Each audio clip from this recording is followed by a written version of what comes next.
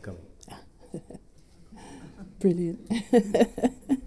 Well, thank you for the wonderful introduction. And Thomas, your introductory speech was most welcome by me. All the things you said, I agree on, and I will be touching upon a lot of them, and there'll be a lot of common ground over the next 2 days. So I'm going to, well, my title's there. I'm going to talk to you from my perspective about what decolonizing natural history means to me, the work that I have been doing as well. And I must declare that I'm not a historian. I'm a natural science curator with a marine biology background. So those images there are what I do on a day-to-day basis in the lab. So I'm also a scientist within there doing research on crustaceans, lobsters, crabs, tiny shrimpy things, and coral reefs. So climate justice also is a big thing, and climate change in my world. But what I'm going to be talking to you about today is from the work that I have been doing as a natural science curator. The objects, the specimens, the labels, the curating and the documentation that I've been doing for 30 plus years, as long as I've been at the museum, led me to do what is now considered provenance research, decolonial practice, which 30 years ago I didn't realise it would become such a thing. So what do our collections reveal, the collections that I work with every day? And in 2007, a lot of cultural institutions, especially within the UK, were marking the British bicentenary of the abolition of the transatlantic slave trade. So I'm just going to read this script here. The Natural History Museum, that's in London, contributed a unique angle to the nationwide dialogue on the transatlantic slave trade. The museum itself was founded within the context of empire, colonization, and exploration, and as such, there are many connections between the transatlantic slave trade and its history. Now, at that time, I was working with our community engagement team, and we produced this document, so you can see the front page of it, Slavery in the Natural World, to mark those commemorations. We didn't think at the time that it would, well, it's left a legacy and will be used today. And so much so of not thinking about how important it was at that time and the legacy of it, that this is a project that we did with communities, especially those from the African and Caribbean communities within the UK, and their insight and perspective on the collections that we had, mainly the botanical collections.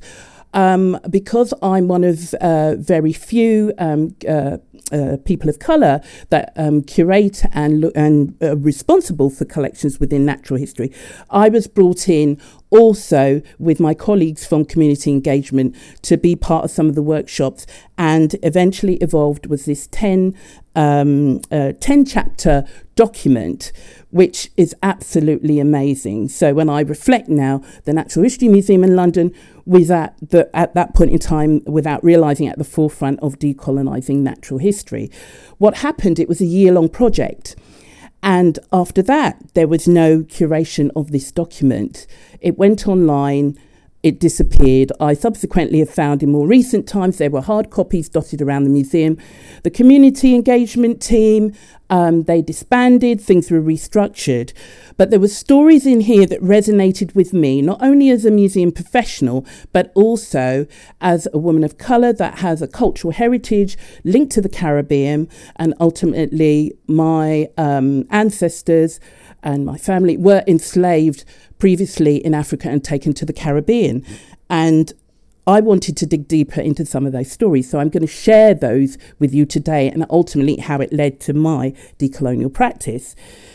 So in 2017, we skip forward many years, a decade, and myself and my co-author Subhadra Das, and you can see here, so you can find all of these papers that I'm talking about are accessible online when you Google them. So We both went to a natural history conference. So the organisation is called NATSCA, Natural Science Collections Association. We went to Cambridge, and the theme of that conference was provocations within natural history. So Subhadra Das is now the ex-curator of the University College London's eugenics collection. So that's what she looked after. Francis Galton's collections on eugenics. And Francis Galton, for those of you that don't know, was a cousin of Charles Darwin.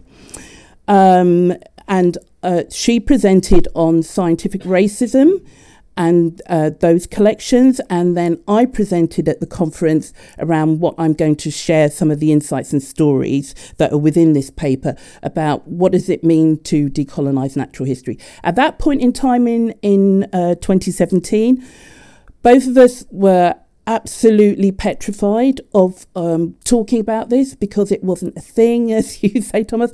It wasn't a trend at that time, but we did it. And it was well received. And one of those stories within this paper, which is concerning Sir Hans Sloane. So he's the founder of the collections of the British Museum. But if you don't know that, the Natural History Museum's collections actually evolved and came from the British Museum. So literally, those natural history collections became too large for the site in Bloomsbury, and they were moved. A museum was built and opened in 1881 in South Kensington in London for the natural history collections. Now, I chose this story because it means a lot to me and my family and my heritage and me growing up, but also as a museum professional and where our collections came from.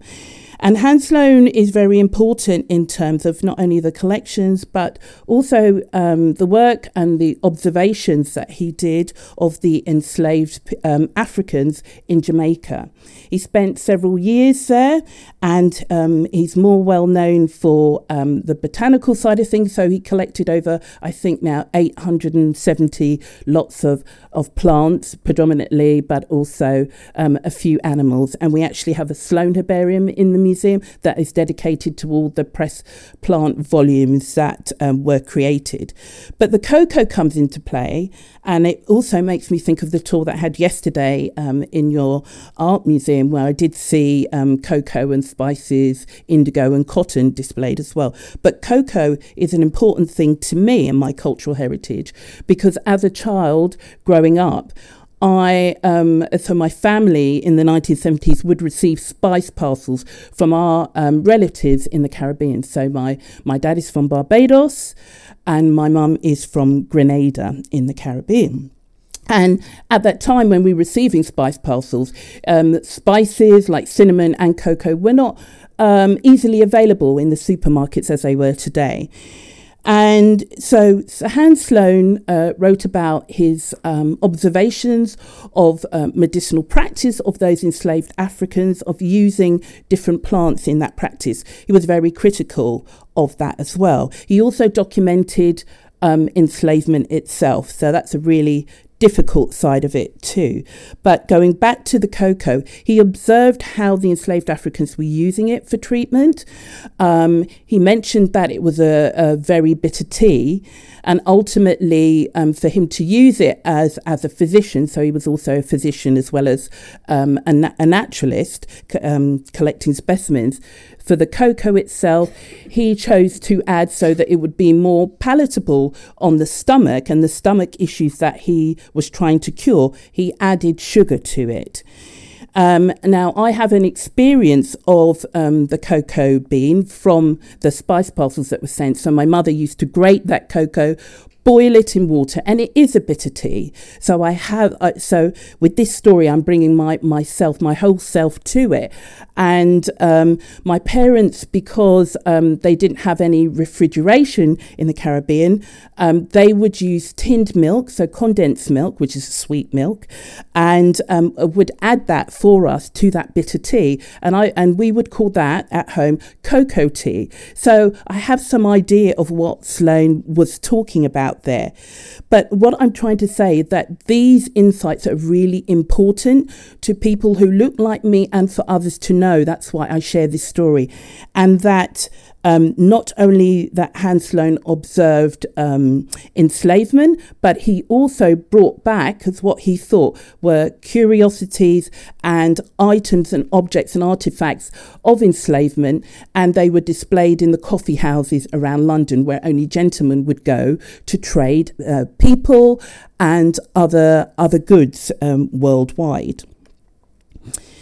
And where the whole empire and colonialism is shown, which most people perhaps don't realise as they enter the Natural History Museum, is what was known since 2005, the Gilded Canopy. So two of my botanical colleagues, Sandy Knapp and Bob Press, who's now retired, they wrote a book entitled The Gilded Canopy.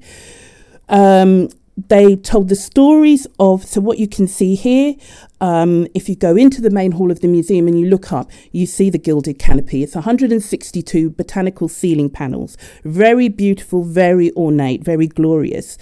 But there are hidden histories and stories of colonialism, trade and empire behind every one of those panels. It depicts lots of fruits, citrus fruits, lemons, oranges, aloe, spices.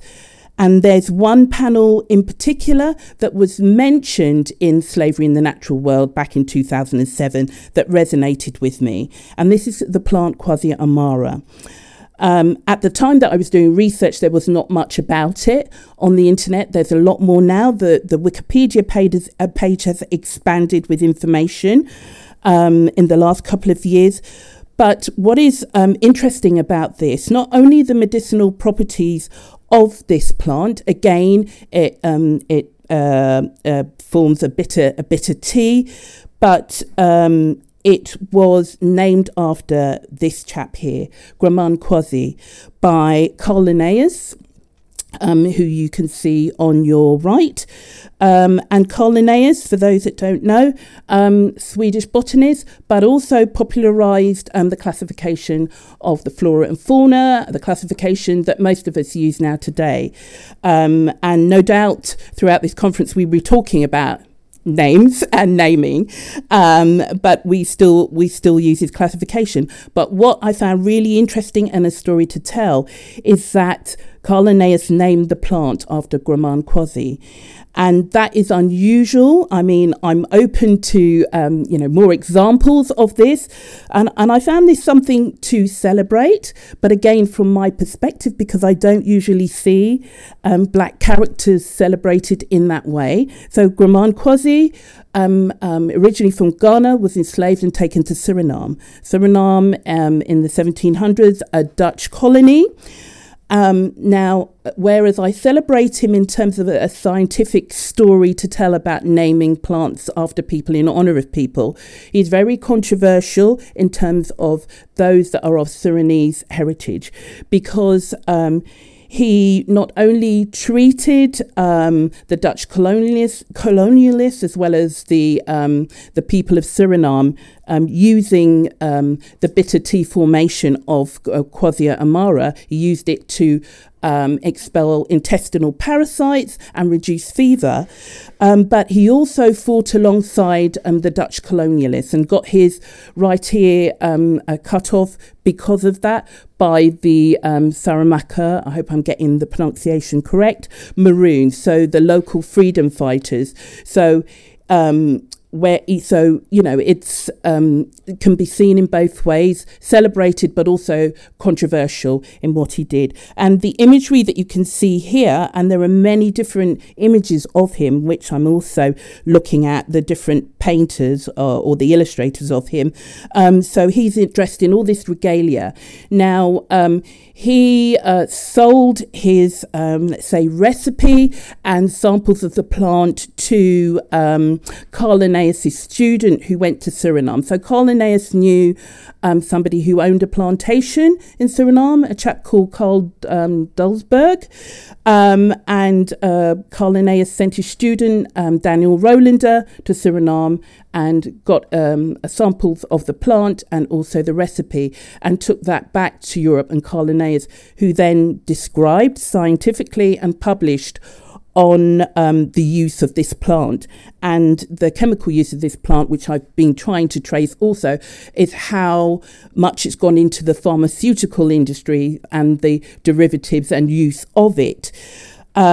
But going back to Gramman Quasi, he was left in considerable wealth after that and was sort of highly regarded by the Dutch colonialists, so much so that images him dressed up because he was recognised at the Hague for the work that he did for the Dutch at that point in time, and lived to a grand old age and very held in very high regard. So it's important to tell both sides of a story. So whereas I celebrate him as a black man having found and used discoveries of medicinal properties of this plant, there is controversy on the other side, and there's always another side to a story, to coin a phrase, and perspectives, and me being respectful in terms of the Surinese people and their heritage and thoughts on this particular individual. So as mentioned earlier on in my introduction, I have been over the last year been a fellow of the MuseumsLab, the cohort for 2022. And I was very lucky to be part of that fellowship. So it's a cultural knowledge fellowship. There's Ina, who will speak a bit later on, who's from the institution MFN in Berlin, the Natural History Museum in Berlin, and I did my residency for 2 weeks there because I wanted to build on the decolonial practice and work that I was doing, so that's why I chose that as my residency. So I'm showing you these two pictures of their collections, and how on the one side the heads and horns have been newly displayed. So this is better care for the specimens, better environment. Visually to some, because I gather, and Ina, you can correct me if I'm wrong, it will be open to the public because it's glass fronted, so you can see into the store that is caring for these specimens. So it might look aesthetically pleasing, but to some, there is complete trauma in showing these images, especially if you come from particular communities within Africa, how these animals were exploited, how people might have been exploited to hunt and kill alongside those colonial hunters as well. And what you can see on your left-hand side are skins from animals. And what is interesting, I showed this image at Cambridge University about a month ago, and that's why there are varying perspectives on how we display things. But I found out from a colleague who works on mammals that the way things are hung in that so the skins are behind the scenes, I must say.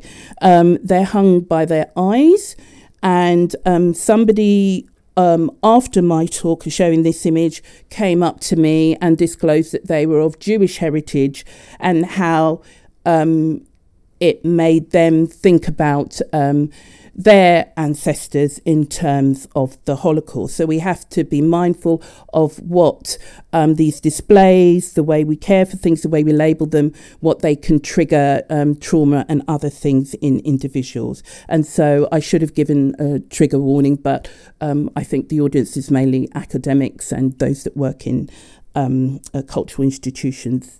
But needless so, we have to be mindful and not get too used to seeing things like this. And that brings me on to this colonial hunter. So these two images are from my museum at the Natural History Museum in London. And it's a colonial hunter, Frederick Sellers. So you can see on the right-hand side the current interpretation there that was revealed in 2017. So this was installed in 2017.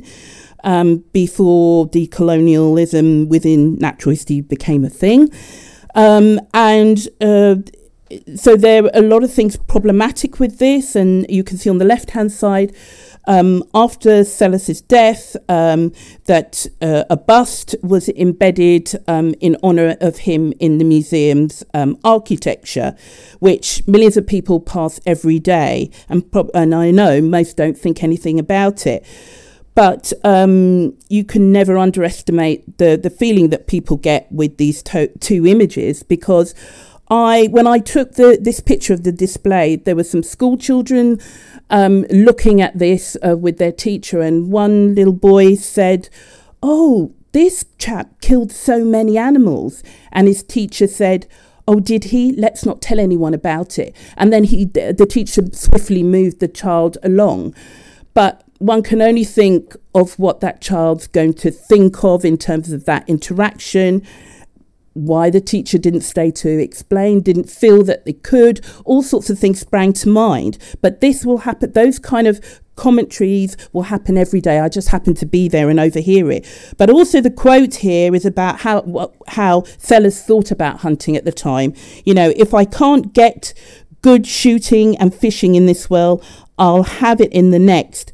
But by hook or by crook, I will have some in this world. I will have some in this world too, and make some rare natural history collections into the bargain.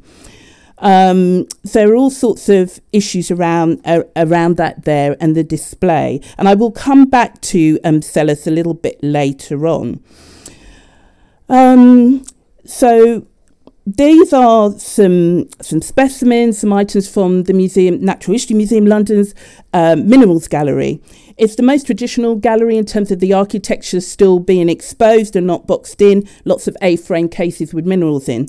There are a lot of issues with this gallery, and a lot of them that prior to, let's say, 2020, with Black Lives Matter and George Floyd's death, I had expressed my concern to my organisation with this gallery. In particular, I met somebody that was at the Museums Association conference some years ago, who worked at Kenyan national museums in exhibitions, really wanted to see how the minerals were displayed at the NHM in London. I said, "Oh, come and see me."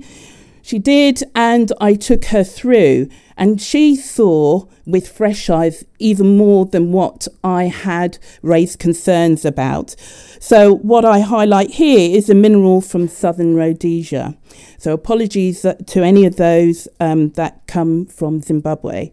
The interpretation has not been updated for gosh knows how many years since the gallery was open, and that individual found it offensive. So how many other individuals? We are a national museum that has international visitors of all sorts of cultures, and seeing that interpretation and sometimes not explanations of how things were collected and in what way can cause offence to our visitors.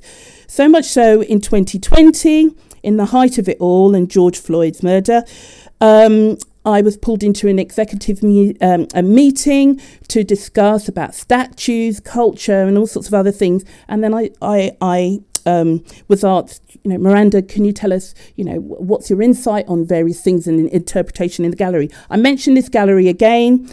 They, because we were in the height of a pandemic as well and the museum was closed, they put somebody from interpretation to go through that gallery, and there were more than 800 labels that needed correction of every sort. It wasn't just that, because there was USSR there and all sorts of other things.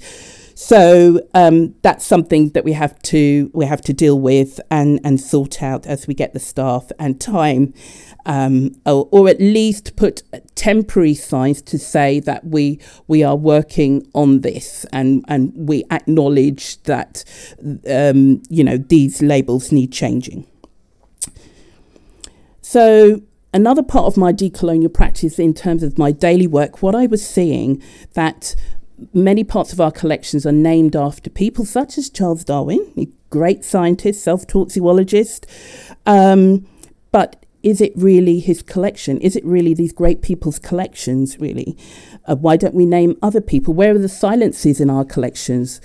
Where are the indigenous people's names, black people, the Africans, all the labour that has gone into collecting these specimens. So an example here, and I actually look after this collection, is Darwin's barnacles. They were not collected by him. He only collected one barnacle on the Beagle in the 1830s. These are collected by many individuals, many naturalists, and many other people on the ground, indigenous people that had cultural knowledge and field knowledge, acted as field guides for many European naturalists. So that's something to think about. And another example, which is in the paper that I showed you earlier, is around Wallace. That was the guide, or the preferred guide, for escorting Alfred Russel Wallace throughout the Malay archipelago.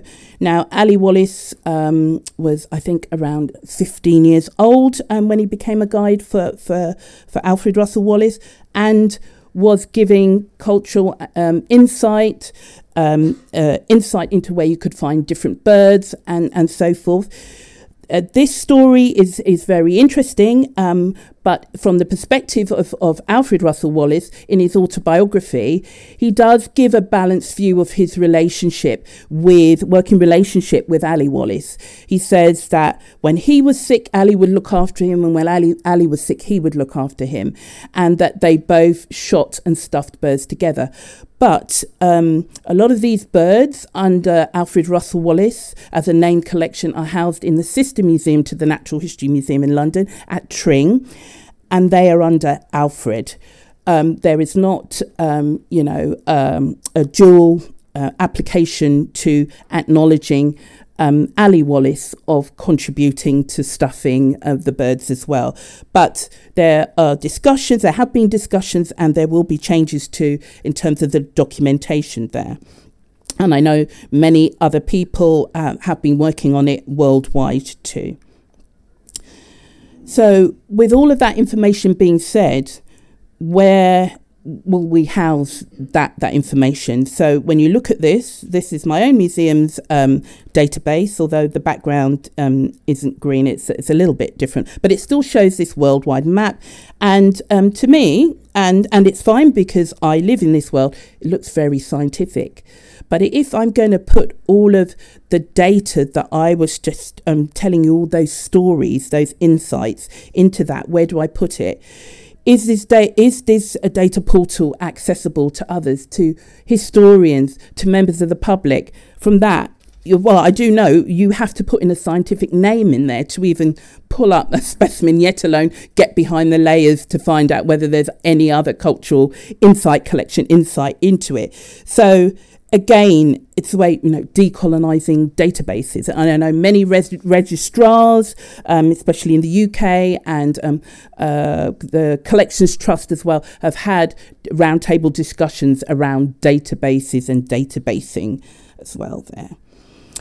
And following on from that, so during the pandemic, I was considered business critical, so I wasn't put on furlough in the UK or anything, and I had to just oversee to make sure the environment and the care of the collections was still stable, while most staff had to stay at home.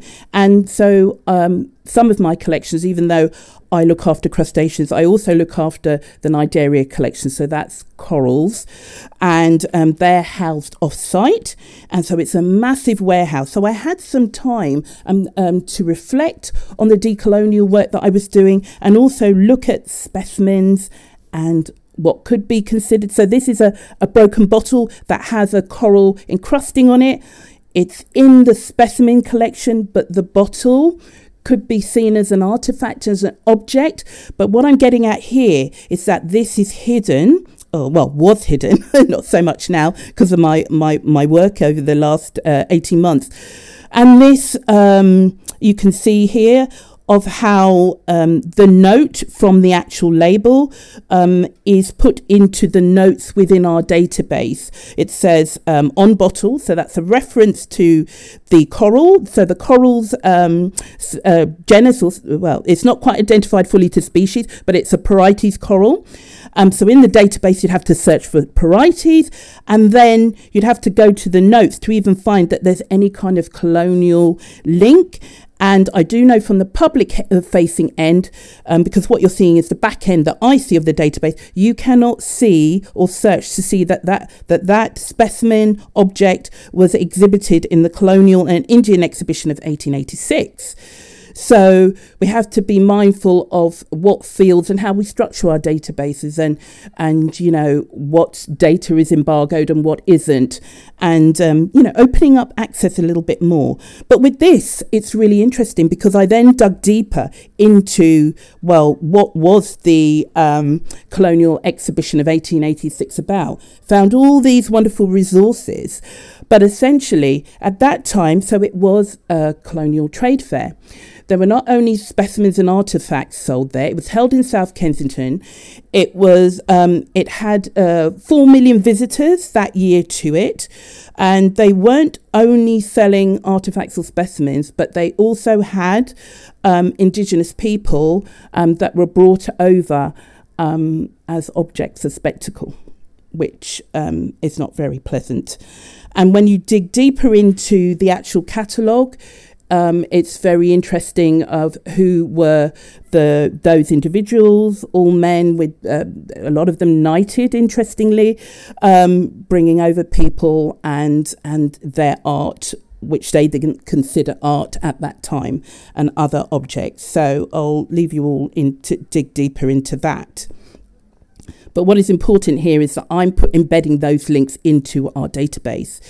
Now, because I work across two big natural history collections, I get an insight into names and specimens and a lot of other things and make lots of connections. And this one was a Eureka moment, again, in the coral store during the pandemic. So what's the link between spiny lobsters, coral and dinosaurs? You can see on your left, there's some spiny lobsters. The key here is Dr. Leakey. And I know the Leakey family in terms of anthropology linked to Africa. So my mind was, oh, this is really interesting. And then on the other hand, in the coral store, you've got a coral collected on the British Museum East African Expedition in 1924. And the collector is W.E. Cutler. And then I find this through some out-of-the-box thinking, as well as searching for the actual expedition. So it's Louis Leakey. I think, if I get the age correct, might have been in his early 20s. I think on one of his very first expeditions in 1924. And it's a very short paper, but very insightful, because at the back of the paper, there is a picture of some African people that were actually looking for reptiles, gigantic fossil reptiles, as it says there, dinosaur bones, but also linking back to the corals and the lobster, that in this paper it mentions that there was some other, what we call side collecting off what the main, point of the expedition is. Very, very interesting. It has, if you read the top of it, I won't read it out, but, it's the expedition was taken over by the British because the territory, oh gosh, I'm looking here. But anyway, the south of the German East African territory was handed over to the British, and then an expedition ensued. And at the back of the paper, it talks about news headlines about the British being very competitive and all the rest of it. But the main point is here that when I looked for various specimens within our collections linked to this, they didn't have any of this information, acknowledgement of those indigenous people that were assisting with the collection and so forth. And it's really important to me and to recognise to other people that visit your museums that they see their cultural heritage, it's acknowledged of whose labour was used, and in terms of the colonial context. And this is what we have to recognise. We have to also recognise there are issues around discovery and power in museums. I've used the imagery of a ship, the Discovery ship that's based up in the UK in Dundee, because I have collections that were collected as part of the expeditions that this ship was doing. I wanted to go on board because also part of my cultural heritage is enslavement and how big these ships were and how not so big of carrying very cramped conditions enslaved peoples. The power there is also of who tells these stories. I have the privilege to tell these stories now to you, and it's who we engage to help us tell these stories and whose voice that we listen to. Communities were referred to in the intro a little bit, and I heard yesterday on the tour about migrant communities within some of your exhibitions. But, you know, which communities do we work with and whose voice do we value and who do we listen to? Two images here. I work within the Black community within the UK at science festivals that are embedded within Caribbean carnivals. And those of Latin American heritage, Brazil will know all about carnivals and so forth, which is, you know, where those people and the families congregate annually. So it's important through this company called Blastfest UK that, you know, you can only be what you can see. So we have Black scientists there in a festival tent. And also the cohort from last year on the right-hand side of MuseumsLab 2022, a mix of people, a mix of voices, a mix of people working across worldwide, Africa and Europe, in terms of cultural institutions. And just as the pandemic happened, a lot of groups were emerging. One is Climate Reframe, to amplify Black and brown voices, indigenous voices, in particular within the environmental movement in terms of social justice and decolonisation. I spoke about MuseumsLab. And then we get to who is Museum Detox. So Museum Detox, you can see, is a network for people of colour who work in museums, galleries and the cultural sector in general. I co-founded that group with a lady called Subhadra Das. She is in the picture, the third one in the left-hand picture on the left-hand side. So that group was created in 2014. There is a similar group in the US called Museum Hue, but essentially this is a support network and an activist network for people of colour, because our stories weren't being told.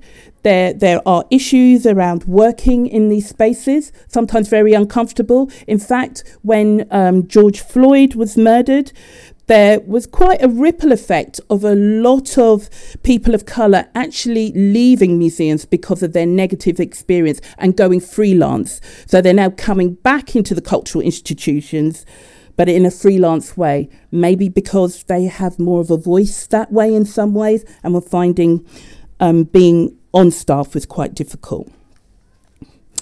We identify training for staff. We support them in terms of doing the kind of research that I'm doing, because it can be very triggering. You can use a lot of, we talk a lot around self-care as well, and our emotional labour. All those things to factor in that sometimes others may not understand, but as a person of colour doing this work, it's really important. So it's all about reclaiming and sharing the knowledge and or of objects and specimens. So we won't go down the route of discussing, restitution, but these are examples such as Digital Benin, which was officially launched last November in terms of all of that. And there are a number of organisations that are working on that, and great examples to look at and follow.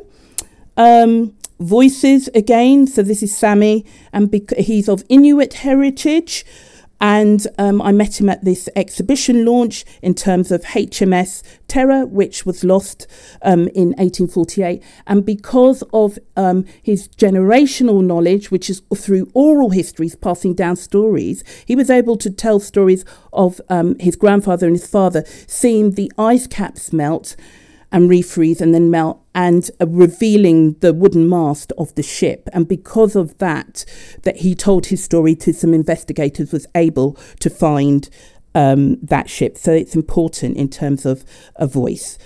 I have developed some tours at the museum around what I've just explained. And this is a tweet from someone who went on the very first tour. So there is appetite for this knowledge and these stories. There are also other industries looking at what we are doing, or we're looking at what I was doing, because last May I was invited to Helsinki, where they were celebrating the 100th anniversary of the Finnish ballet. And so there were directors from across the world that came to this, and we were talking about cultural appropriation, stories, Swan Lake, whether they could have someone like me performing, although I'm not a ballerina, someone who is ballet dancer, and whether what they wear, the dress, is just a costume, or could someone who looked like me wear darker tights with the white costume, all those kind of things about the stories there. So let's reimagine the future of museums. So in August 2020, I worked with a senior group in the museum to produce this text, which is around the museum, acknowledging colonialism. The only thing I would say about this, even though there is a link to our website, it would have been much better if there was a QR code on it, because visitors might not stand there and put all of that in, that text at the bottom of the link. So QR code that someone can do. But it is around the museum, and that's the main thing. And I have followed, and people have contacted me on Instagram saying, this is amazing, showing the picture, oh, the museum have done this. So never underestimate your visitors and other people that would appreciate this kind of thing. We have changed our way and thinking about exhibitions. So we had our Broken Planet, which for the first time was using a decolonial thought and process and voices of many different people, quotes embedded in this. And this is sugarcane, so it's entitled The Real Price of Sugar. And then there's a book with an image of a sugar refinery with a colonial master with a gun, and also the enslaved people doing sugar refinery in Brazil. Charles Darwin, the young Charles Darwin, was taught by John Edmonston, who was a black man from previously enslaved himself, who came to the UK, got his freedom, but went to Edinburgh and taught the young Charles Darwin at the age of 17 how to do taxidermy. So I tell that story as well. There's going to be a book on it very soon, and you can find more details on the on the websites as well around that. And then changing. This was a challenge for me, but I'm glad I took up the challenge. So I was invited to sit for a portrait as John Edmonston myself, which is very interesting, in what they thought he might have worn, and holding a bird of paradise as well. So this was Darwin in Conversation, which was held at Cambridge Library, University Library. It's now gone to New York. We'll be opening very soon in April in the New York Public Library, so I'll be there. And this gentleman, I can't remember his name or even the character that he's portraying, but the person he's portraying was the only person that replied to a particular survey, I can't remember what it's about, that Darwin sent out worldwide. I think this chap was from Nigeria or something like that, and he's the only black person that replied. Really, really interesting context there. And this is my favourite, and we're going to talk about Latin America and Brazil and what decolonizing natural history means there. But so this is an artist, JohnBaptiste de Brett, in the 1830s. French artist, went to Brazil, and he documented the daily life, enslavement, and all sorts of other things. But for me, this is really great to see in terms of people of colour that are in the collecting process, their labour is being used, and all the things around natural history. And Sharon will talk about this later, but there is support. So thank you for listening.